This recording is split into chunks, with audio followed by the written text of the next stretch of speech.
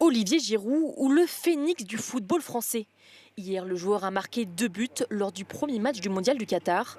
En Isère, au pied des montagnes où il a grandi, tout le monde se précipite pour acheter le journal. C'était un très beau match, il a fait un match magnifique et je suis très contente qu'il soit à nouveau en équipe de France. C'est une fierté pour nous, pour le village, quand on le connaît, quoi.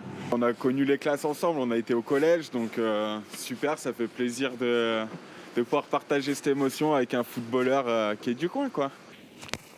Ses premiers buts, Olivier Giroud les marque ici, dans ce stade de Froges, une commune de 3000 habitants.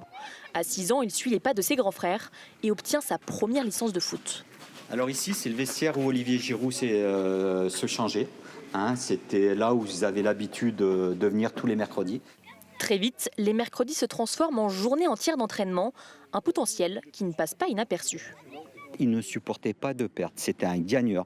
Il allait marquer, il sortait d'un match, il avait perdu, il sortait les larmes aux yeux. Mais il avait donné tout ce qu'il pouvait. Sur le terrain de petit, c'était un guerrier. Il y a 30 ans, Olivier Giroud était à leur place, un exemple pour ces jeunes joueurs du club. Je sais qu'il a été à ma place ici au terrain de Froges et j'espère qu'il va mettre encore plein de buts.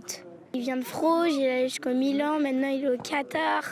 C'est un exploit, c'est un très bon exemple. Il n'y a pas toutes les équipes qui ont à l'époque, qui avaient un joueur qui a joué sur ce terrain-là, quoi. Pour moi, c'est un rêve. Prochain match samedi, ici, aucun doute, tout le monde regardera celui qu'on appelle l'enfant de Froges.